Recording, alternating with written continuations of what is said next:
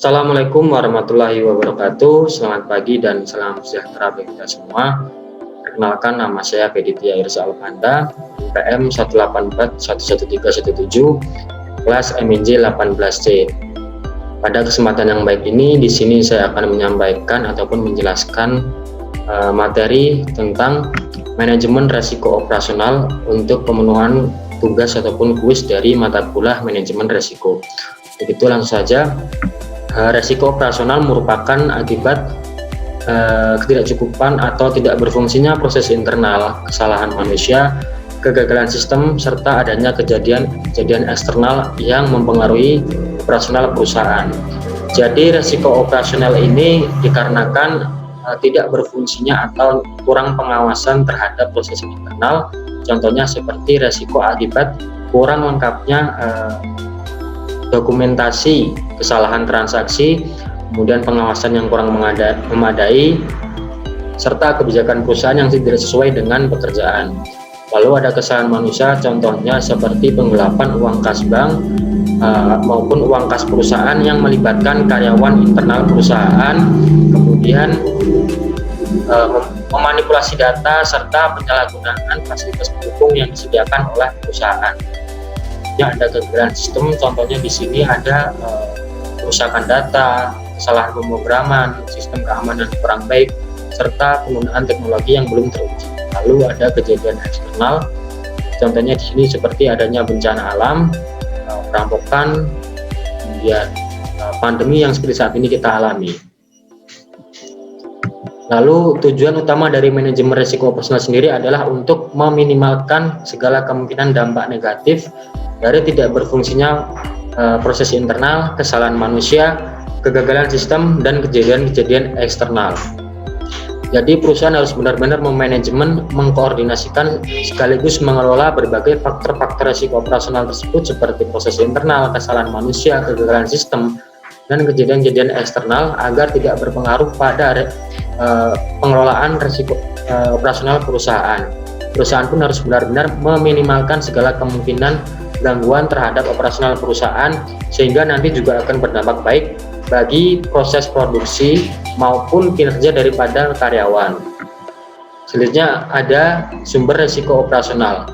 Yang pertama ada sumber daya manusia. Jadi di mana di dalam manajemen perusahaan tidak adanya pengelolaan yang baik terhadap sumber daya manusia sehingga menyebabkan adanya kesalahan ataupun ketidakpahaman dalam pengelolaan operasional perusahaan sehingga nantinya juga akan berdampak pada terganggunya operasional perusahaan. Adapun juga kurangnya pelatihan dan pengembangan kemampuan kepada karyawan oleh perusahaan juga akan menciptakan sumber daya manusia yang kurang kompeten pada bidangnya masing-masing sehingga nanti juga akan berpengaruh terhadap pengelolaan risiko operasional perusahaan. Yang kedua yaitu ada infrastruktur. Infrastruktur di mana kurangnya pengelolaan infrastruktur pendukung perusahaan seperti halnya mesin produksi, komputer, gedung, ataupun pabrik sehingga nantinya juga akan berdampak pada kegiatan operasional perusahaan. Selain itu, perusahaan pun harus melakukan pemeliharaan yang baik terhadap infrastruktur pendukung perusahaan sehingga nanti kegiatan operasional perusahaan akan dapat berjalan dengan baik dan lancar. Yang selanjutnya ada proses internal. Proses internal di sini seperti yang sudah saya jelaskan di awal bahwasanya proses internal ini merupakan sumber risiko operasional yang di dalamnya terdapat kesalahan-kesalahan dalam etika bekerja, kompetensi pegawai, sasaran dan strategi, serta kebijakan perusahaan dan tata kelola struktur organisasi. Kemudian proses eksternal, di mana faktor eksternal ini juga sangat berpengaruh terhadap operasional perusahaan, di mana hal yang paling mendasar di sini adalah lingkungan geografis, kemudian perlakuan stakeholder eksternal perusahaan, termasuk faktor sosial, ekonomi, budaya, politik, dan hukum, dan kompleksitas serta dependensi jaringan. Selanjutnya ada sistem, di mana sistem ini merupakan sumber risiko operasional yang erat kaitannya dengan teknologi. Mengapa demikian? Karena biasanya di dalam perusahaan penggunaan sistem teknologi ini memberikan kontribusi yang sangat signifikan bagi operasional perusahaan. Namun pada kenyataannya kebanyakan sekarang perusahaan bergantung pada sistem teknologi yang sudah terintegrasi. Oleh sebab itu, semakin tinggi penggunaan sistem teknologi, maka semakin tinggi juga risiko yang akan dapat ditimbulkan. Untuk itu diperlukan pengelolaan yang benar-benar akurat dan efektif sehingga kesalahan pemrograman ataupun kerusakan data tidak terjadi lagi. Selanjutnya ada kategori resiko operasional. Yang pertama yaitu resiko operasional internal akibat kegagalan atau proses prosedur. Jadi seperti halnya yaitu lemahnya dalam penerapan prosedur, di mana perusahaan perlu adanya fokus perhatian terhadap kesulitan dalam menerapkan prosedur. Hal tersebut dapat dilakukan dengan cara penambahan prosedur baru, memperbarui prosedur yang sudah ada, serta menghilangkan prosedur yang tidak berguna. Contoh kejadiannya seperti kelalaian marketing, pengendalian tidak memadai, kesalahan produk, pemasaran produk, dan pencucian uang. Kemudian kategori risiko yang kedua yaitu risiko manusia, di mana kurangnya pengelolaan ataupun pelatihan tenaga kerja sehingga nanti juga akan berakibat fatal, kemudian berakibat konsekuensi buruk terhadap operasional perusahaan. Selain itu, tenaga kerja yang tidak kompeten juga akan menjadi indikator tidak tercapainya tujuan perusahaan. Contoh kejadiannya seperti terlalu bergantung pada karyawan tertentu, kecurangan internal, pelatihan karyawan tidak bermutu, dan praktik manajemen yang buruk. Yang selanjutnya yaitu resiko akibat sistem penggunaan teknologi dan sistem. Hal tersebut dapat disebabkan oleh perawatan yang kurang baik terhadap peralatan software dan hardware perusahaan, sehingga perusahaan harus perlu melakukan pemeliharaan yang preventif terhadap perangkat software maupun hardware, sehingga nanti dapat mengurangi dampak dan kerusakan yang fatal. Contoh kejadiannya seperti kesalahan input data, kesalahan pemrograman, dan problem keamanan sistem dan teknologi. Serta kategori risiko yang terakhir yaitu risiko eksternal, di mana faktor eksternal ini juga akan berdampak buruk berupa seperti kerugian finansial, penurunan reputasi perusahaan, serta keterbatasan manajemen dalam bertindak. Contohnya seperti bencana alam, tsunami, kebakaran, dan terorisme. Baik, di sini saya selanjutnya akan menjelaskan tentang kebijakan, prosedur, dan penerapan limit. Jadi dalam melaksanakan kebijakan, prosedur, dan penerapan limit untuk resiko operasional, perusahaan perlu menerapkan yang pertama yaitu strategi manajemen resiko, di mana strategi manajemen resiko adalah tentang bagaimana perencanaan perusahaan yang matang dalam mempersiapkan diri sebaik mungkin terhadap kemungkinan kejadian yang terjadi yang tidak diinginkan oleh perusahaan, sehingga perusahaan kita dapat mengimbangi ataupun bertahan dari badai yang kemungkinan dapat meruntuhkan perusahaan pesaing kita. Strategi manajemen risiko operasional ini harus sesuai dengan tingkat bisnis secara keseluruhan, serta disusun dengan mempertimbangkan faktor perkembangan ekonomi, industri, dan organisasi bank. Ya benar, jadi setiap bisnis itu harus memiliki strategi perencanaan manajemen risiko yang solid. Kemudian format dari strategi perencanaan tersebut pun bervariasi sesuai dengan bisnis yang kita tekuni ataupun sesuai dengan kebutuhan perusahaan kita. Dan juga strategi manajemennya pun dikelola secara terkendali sesuai dengan kebijakan dan prosedur intern perusahaan serta peraturan perundang-undangan. Lalu yang kedua ada tingkat resiko yang akan diambil dan toleransi resiko, di mana tingkat resiko yang akan diambil merupakan tingkat jenis resiko yang bersedia diambil oleh perusahaan dalam rangka mencapai sasaran korporasi. Jadi penentuan selera atau tingkat resiko akan membantu kita dalam menentukan berapa banyak jumlah resiko yang kita inginkan untuk nyaman hidup di dalamnya, dan juga penentuan berapa banyak resiko yang perlu dikelola oleh organisasi secara umum. Selanjutnya yaitu toleransi resiko adalah tingkat jenis resiko yang secara umum ditentukan oleh perusahaan. Jadi toleransi resiko ini melihat kesiapan dari organisasi atau pemangku kepentingan perusahaan dari organisasi tersebut dalam menanggung resiko setelah adanya perlakuan terhadap risiko dalam rangka mencapai tujuan perusahaan. Selanjutnya yaitu kebijakan dan prosedur. Perusahaan harus menetapkan kebijakan manajemen risiko operasional yang harus diinternalisasikan ke dalam proses bisnis seluruh lini dan aktivitas pendukung perusahaan. Jadi kebijakan dan prosedur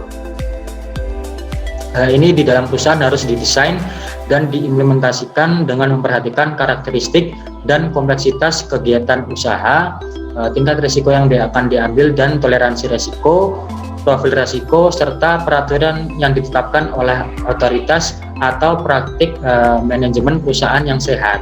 Perusahaan pun harus memiliki proses atau prosedur untuk menerapkan kebijakan manajemen risiko. Proses dan prosedur tersebut dituangkan dalam pedoman pelaksanaan yang harus dilakukan review atau dikinikan secara berkala untuk mengakomodasi perubahan yang terjadi. Kemudian yang keempat ada limit.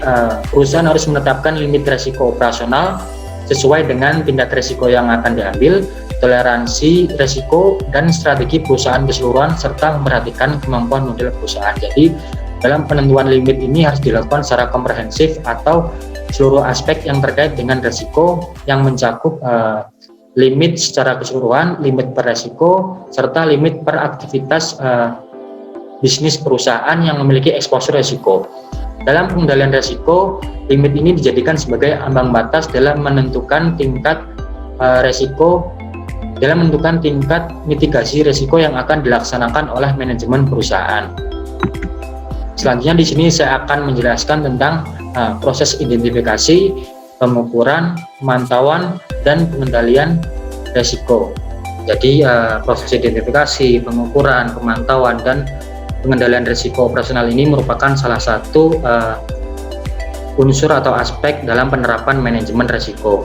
Yang pertama yaitu ada identifikasi risiko operasional. Jadi perusahaan akan melakukan analisis secara kontinu atau berkelanjutan atas seluruh risiko yang paling sedikit dilakukan terhadap risiko dari aktivitas perusahaan, serta memastikan bahwa risiko dari aktivitas baru telah melalui manajemen risiko yang layak sebelum diperkenalkan atau dijalankan di perusahaan. Proses identifikasi operasional ini pun harus dilakukan secara komprehensif atau menyeluruh agar meminimalkan dari peluang risiko yang tidak teridentifikasi. Perusahaan pun dapat mengidentifikasi peluang risiko ini dari yang pertama ada dokumen internal. Dokumen internal ini dapat berupa laporan keuangan, strategi dan perencanaan perusahaan, prosedur dan operasi, kemudian dokumen sumber daya manusia yang dimiliki oleh perusahaan, serta surat perintah ataupun yang lainnya. Yang kedua ada dokumen eksternal di mana dapat berupa koran, majalah, data publikasi, statistik ekonomi, dan lain sejenisnya. Lalu yang ketiga ada pihak internal perusahaan, di mana yang dimaksudkan di sini adalah karyawan yang sudah bertahun-tahun bekerja di perusahaan, di mana karyawan tersebut memiliki kompeten untuk dijadikan sumber informasi bagi perusahaan. Lalu yang keempat ada pihak eksternal perusahaan seperti konsumen, pemasok, pengamat, tenaga ahli, pesaing, dan lain-lain.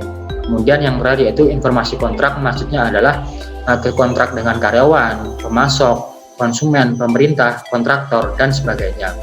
Lalu setelah perusahaan melakukan identifikasi risiko operasional perusahaan, maka perlu mempertimbangkan juga penyebab dan kemungkinan risiko yang akan terjadi, seperti halnya kegagalan dan sistem, kelemahan sistem administrasi, kegagalan hubungan dengan nasabah, kemudian kesalahan perhitungan akuntansi, penundaan dan kesalahan penyelesaian pembayaran, kecurangan, serta rekayasa akuntansi.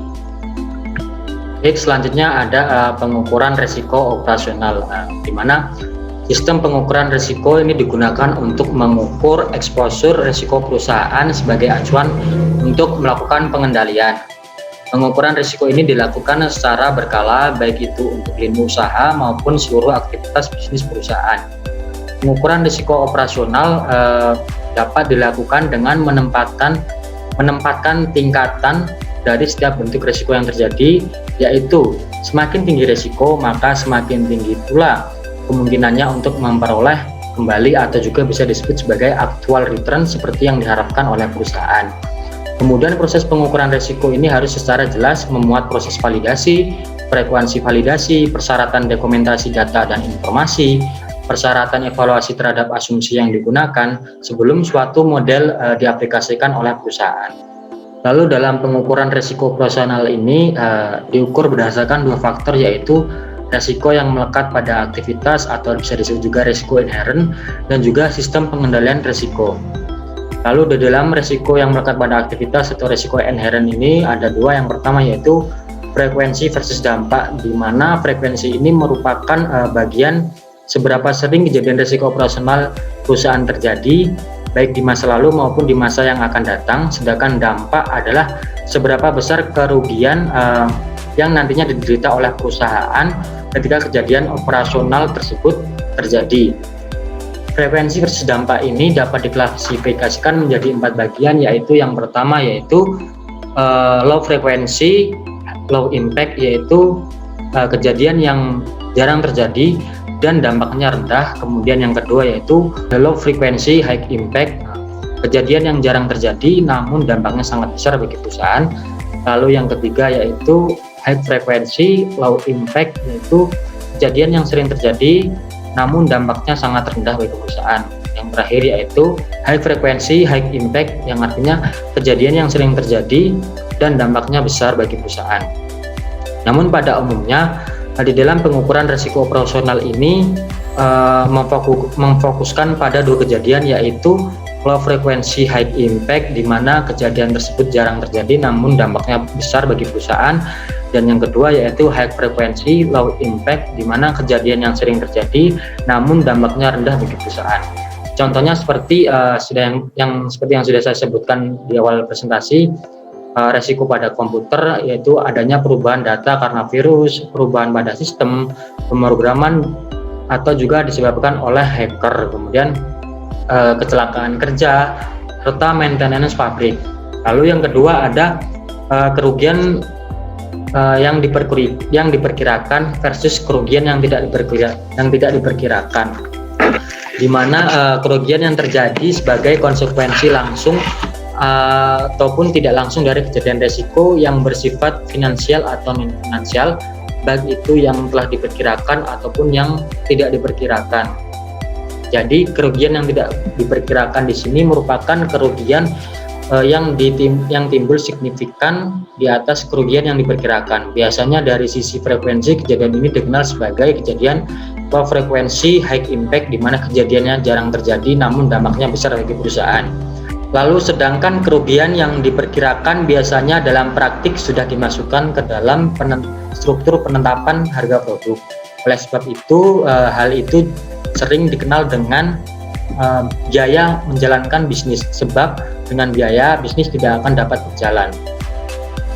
Baik, selanjutnya yaitu pemantauan resiko operasional, di mana perusahaan harus memiliki sistem dan prosedur dalam pemantauan yang antara lain mencakup pemantauan terhadap besarnya eksposur resiko, toleransi resiko, serta kepatuhan limit internal, dan juga hasil stress testing maupun konsistensi pelaksanaan kebijakan dan prosedur yang telah ditetapkan oleh perusahaan.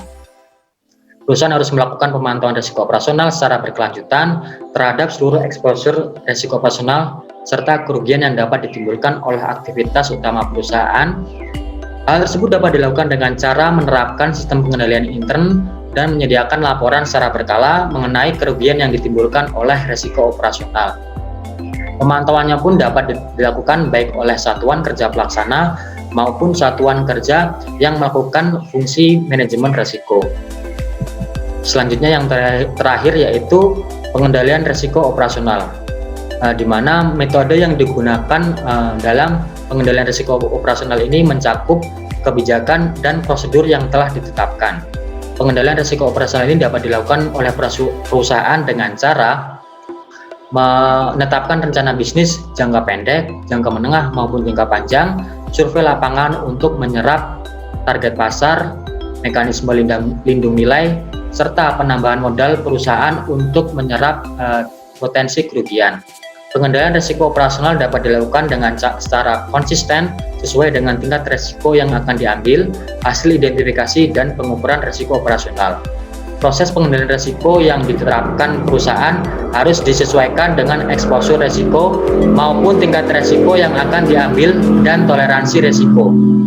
Oleh sebab itu, perusahaan harus memiliki kerangka kerja yang responsif terhadap perubahan akibat terjadinya atau jenis resiko yang terdapat di perusahaan. Baik, terima kasih. Demikian itu tadi presentasi saya mengenai materi manajemen risiko operasional. Apabila terdapat kesalahan atau tutur kata yang kurang berkenan, saya mohon maaf yang sebesar-besarnya. Saya akhiri. Wabillahi taufiq wal hidayah. Wassalamualaikum warahmatullahi wabarakatuh.